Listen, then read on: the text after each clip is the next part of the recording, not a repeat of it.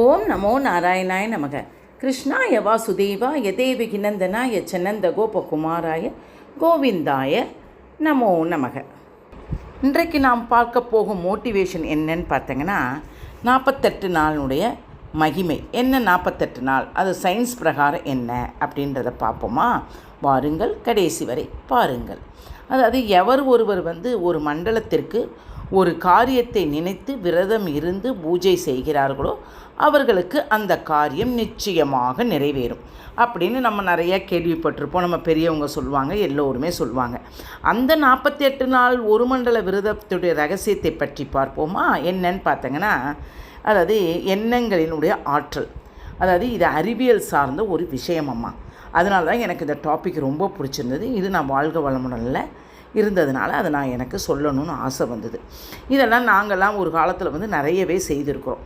ஒவ்வொரு காரியமும் பசங்களுக்கு ஏதாவது நடக்கணும், பசங்களுக்கு ஏதாவது பண்ணணும், வேலை கிடைக்கணும், ஃபாரின் போகணும் அப்படின்றதுக்கெலாம் இந்த ஒரு மண்டல பூஜை செஞ்சுருக்குறோம். அப்புறம் 48 நாள் பிரம்ம முகூர்த்தம் பண்ணியிருக்கிறோம். எல்லாமே பண்ணியிருக்கோம். இந்த 48 நாளுடைய ரகசியம் என்னன்னு பார்த்தீங்கன்னா, நீங்கள் எந்த நேரம் வேணாலும் நினச்சி 48 நாள் மண்டல பூஜை நீங்கள் செய்யலாம். இதுதான் இதனுடைய ரகசியம். என்னன்னு பார்ப்போமா?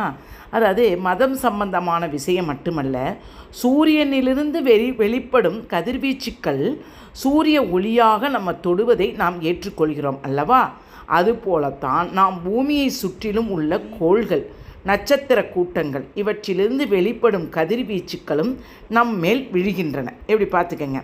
அதனால் அறிவியல் பூர்வமாக என்னன்னு பார்த்தீங்கன்னா, சூரியனின் புற ஊதா, அது ஒரு வித ஊதா கதிர்கள் நம் மீது படுவதால் ஏற்படும் பாதிப்புகளையும், அதே நேரத்தில் சூரிய ஒளியின் மூலம் நாம் அனைத்து உயிர்களும் பயன்பெற்று வாழ்கின்றன என்பதை நாம் ஏற்றுக்கொள்ளக்கூடிய ஒரு விஷயம்.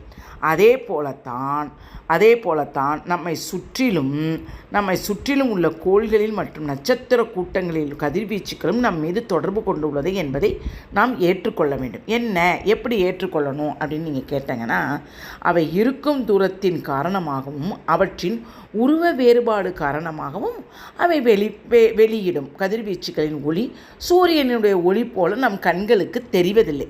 சூரியன் இப்போ நமக்கு என்னென்னா, நம்ம இப்போ ஒரு மத்தியானம் வெயில்லையே போகிறோம். அப்போ அதனுடைய கதிர்வீச்சு நம்ம ஸ்கின்னில் படும்போது அதுக்கு நமக்கு நறுக்குன்னு குத்தும். நல்ல வெயிலெல்லாம் போகிறப்ப சுள்ளுணும். அந்த கதிர்வீச்சு நம்ம மேலே படுவது நமக்கு ஒளி போல் நம் கண்களுக்கு தெரியல, ஆனால் நம் உடம்புக்கு தெரியும். இப்படி நம்மை வந்தடையும் கதிர்வீச்சு ஒளிகளுக்கு சொந்தமான நட்சத்திர கூட்டங்களையும் மற்றும் கோள்களையும், அதாவது என்னன்னு பார்த்தாங்கன்னா, அந்த 12 ராசி நட்சத்திர கூட்டங்களாகவும் 27 நட்சத்திர கூட்டங்களாகவும் மற்றும் நம் சூரிய மண்டலத்தில் 9 கோள்கள் வருமா. இதெல்லாம் நம் முன்னோர்கள் கண்டுபிடித்து அதை வகைப்படுத்தி நமக்காக வச்சுருக்கிறாங்க. பாருங்கள் எவ்வளோ அழகாக இருக்குது பாருங்கள். நாம் அன்றாட பயன்படுத்தும் தினசரி காலண்டரில் என்ன செய்யணும்னா, ஒரு நாள் நம்ம வச்சுக்கணும். இப்போ நான் சங்கடக சதுர்த்தி டு அடுத்த சங்கடக சதுர்த்திக்கு முன்னால் 10 நாளுக்குள்ளே வந்துச்சு. அது 48 நாள். 50 நாள் 60 நாள் வரும். அதில் ஒரு வாரத்துக்கு முந்தையே நான் விரதம் இருக்கிறேன் அப்படின்னு நம்ம வேண்டிக்கலாம். அந்த ஒரு நாள் ஒரு குறிப்பிட்ட நட்சத்திரத்துக்கு மட்டும் ஒரு குறிப்பிட்ட ராசிக்கு உரியது என்று கொடுக்கப்பட்டிருப்பதை நாம் பார்க்கிறோம். என்னென்னா, ஒவ்வொரு ராசிக்கும் ஒரு இன்றைக்கி கும்பம், நாளைக்கு மகரம், அந்த மாதிரி ராசியெல்லாம் நமக்கு தெரியும். அந்த ராசியெல்லாம் நமக்கு அப்படி இருக்கிற ராசியை நம்ம பார்க்குறோம் அல்லவா? அதே போல தான் வார நாட்களில் ஒவ்வொரு நாளும் ஒவ்வொரு கிரகத்திற்கு உரியது என்பதை அதன் பெயர்களை கொண்டு நாம் அறியலாம். ஒரு சந்திராய, சூர்யாய, மங்களாய, புதாய, குருவாய, சுக்கிராய, சனியாய, ராதுகேதுவாய நமோ நமகன்னு 9 இருக்குது. ஒரு வருடத்திற்கு எத்தனை நாளை எடுத்துக்கொண்டாலும் சரி, அன்றிலிருந்தே தொடங்கி சரியாக 48 நாட்களுக்குள் 9 கிரக ராசி கூட்டங்களும் மற்றும் நட்சத்திர கூட்டங்களும் இவர்களுடைய கதிர்வீச்சு ஆதிக்கம் பெற்று அத்தனை நாட்களும் கணக்கில் வந்துவிடும். எப்படி கூறுறாங்களா என்னன்னு பார்த்துக்கங்க. கிரகங்கள் 9, ராசி கூட்டங்கள் 12, நட்சத்திர கூட்டங்கள் 27. இந்த 3ஐ நம்ம கூட்டினோம்னா மொத்தம் 48 வரும். எப்படி? சூரியனுடைய கதிர்வீச்சு ஒளி இல்லாமல் உலகிலுடைய விவசாயம் இன்னும் பல விஷயங்கள் செய்ய முடியாது. அதே போல தான் இந்த 3 கூட்டமைப்புகளும் மூலம் வெளிப்படும் கதிர்வீச்சுகளின் ஒளியும் நாம் நம்பினால் நம்பாவிட்டாலும் நம் மீது பரவி நம்முடைய செயல்களுக்கு காரணமாக இருக்கின்றது என்பதை இது கட்டாயம் அறிவியல் சார்ந்த ஒரு உண்மையம்மா. எனவே தான் நம்ம தொடர்ந்து 48 நாட்கள், அதாவது ஒரு மண்டலம் செய்யும் எந்த ஒரு செயலையும் மேலும் மேலும் தொடர்ந்து வெற்றிகரமாக நடக்கின்றது. இதனால் தான் என்ன கூறுறாங்க அந்த காலத்தில் சயின்டிஸ்ட்லாம் என்னென்னா, எந்த ஒரு இயற்கை மருத்துவத்தையும் நம்ம ஒரு மண்டலம் நினச்சி சாப்பிட்டோம்னா, சித்தாலெலாம் பார்த்தாங்கன்னு வச்சுக்கோங்களேன், ஒரு டேப்லெட் கொடுத்து இதை ஒரு மண்டலம் சாப்பிடுங்க அப்படின்னு சொல்லுவாங்க. அப்படி செய்தால் அந்த நோய் நிரந்தரமாக குணமாகும்.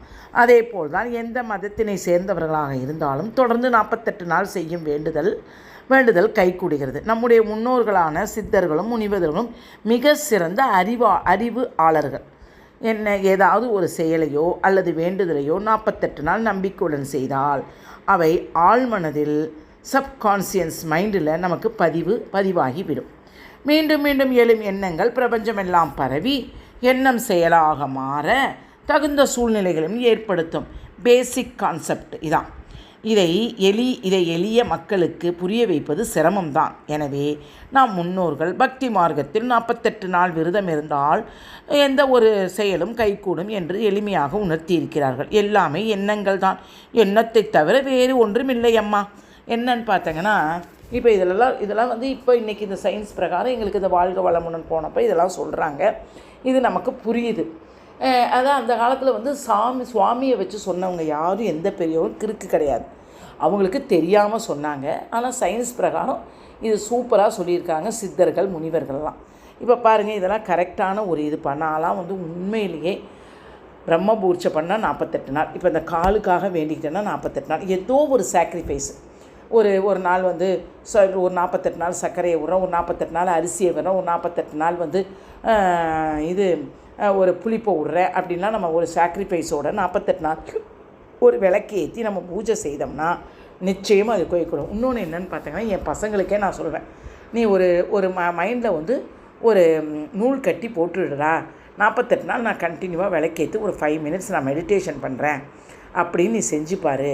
உனக்கு அது அப்படியே வந்து அனிச்சை செயலாக மாறி அது வந்து உன்னைய செய்ய வைக்க ஆரம்பிச்சிடும். அதனால தான் எந்த ஒரு செயலையும் கண்டினியூவாக செய்ய வேண்டும் என்றால் நாம் 48 நாள் ஏதோ ஒரு தெய்வத்தை நினச்சி இல்லை ஒரு கிரகத்தை நினச்சி பூஜை செஞ்சு அதை வந்து நம்ம வந்து கண்டினியூட்டிவ் ஆக்கிறதுக்கு இதை சிரமப்பட்டு 48 நாள் நம்ம செய்தோம்னா நமக்கு நிச்சயம் நல்லதுக்கு நல்லதும் நடக்கும். ப்ளஸ் நமக்கு கண்டினியூட்டிவ் ஷெட்யூல்டு ஒர்க்கும் நம்மளை மீதி ஆட்டோமேட்டிக்காக அழகாக வந்து நம்மளை வந்து அடையும்.